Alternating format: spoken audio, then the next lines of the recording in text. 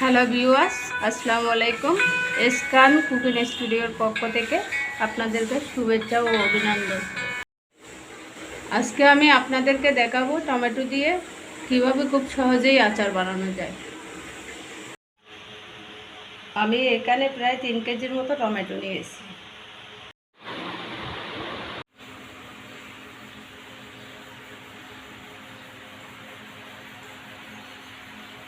আমি এখানে কয়েক টুকরা দারুচিনি নিয়ে নিয়েছি, সাথে কয়েকটা এলাচ আর গোলমরিচ নিয়ে নিয়েছি।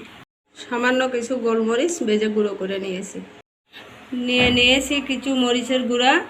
এখানে আছে 30 গ্রামের মতো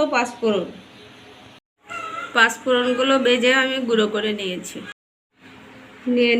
কয়েক পিস শুকনো জাল আর সাথে 2-3টা তেজপাতা।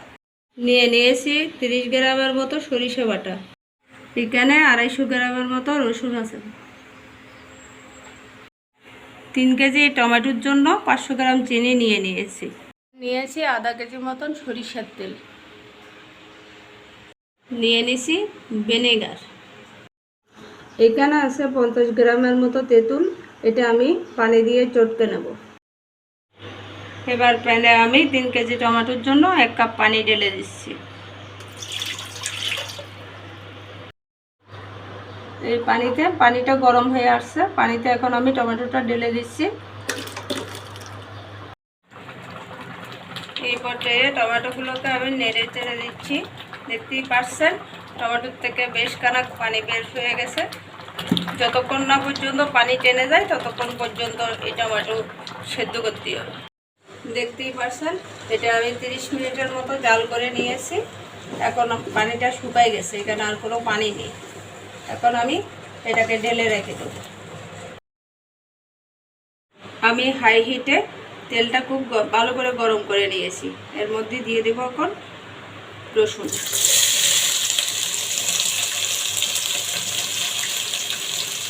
রসুনটা আমি ভালোভাবে ভেজে নেব বাদামি কালার করে।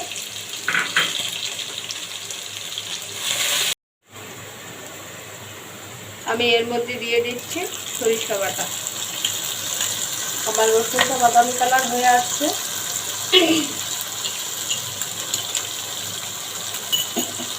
ভালো করে নেড়ে চেড়ে দিতে হবে।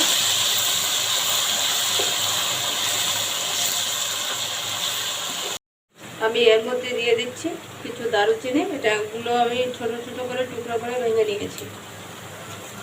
দিয়ে দেব 4টা মতন তেজপাতা, কিছু শুকনা জাল, 4টা পরিমাণ এলাচ।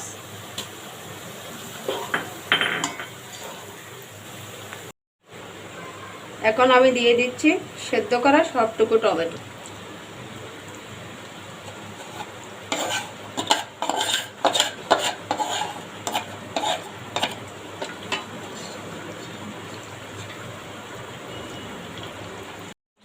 এগুলো আমি মশলার সাথে খুব ভালো করে মিশিয়ে নেব।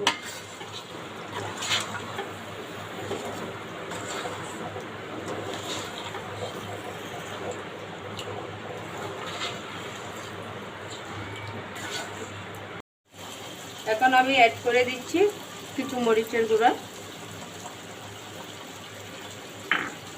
যেহেতু এটা টক ঝাল মিষ্টি হবে, এই জন্য আমি ঝালটা একটু বেশি দিয়ে দিয়েছি পরিমাণ। এখন আমি অ্যাড করে দিচ্ছি পাঁচফোড়ন। এটা আমি ভেজে গুঁড়ো করে নিয়েছি। দিয়ে দিব কিছু গোলমরিচের গুঁড়া। দিয়ে দেব চটকানো সেই তেঁতুল।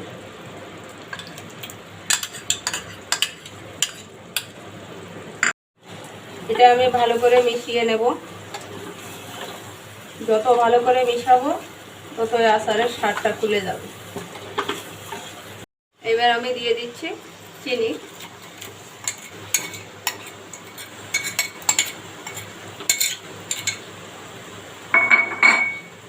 আর দিয়ে দিচ্ছি স্বাদ মতো লবণ।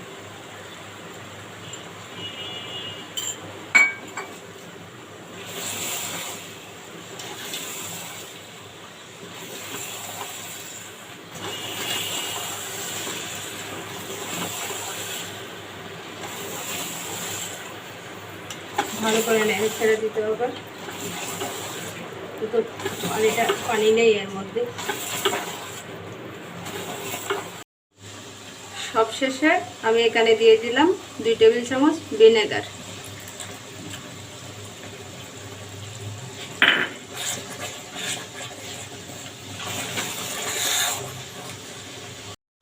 আচার ভালো থাকে আপনার নাড়াচাড়ার উপরে, কষানোর উপরে। আর আমার আচার আমি কখনোই ফ্রিজিং করে রাখি না, মাঝে মধ্যে বের করে একটু রোদ্দুরে দিই, ব্যাস ওই পর্যন্ত। দেখুন আমার কষানো প্রায় শেষ হয়ে আসছে, তেল ছেড়ে দিতে। 30 মিনিটের মতন আমি কষিয়ে নিয়েছি। কালারটা দেখতেই পাচ্ছেন। আসলে টমেটো দিয়ে যে এত ভালো আচার হয় এটা অনেকেই জানে না।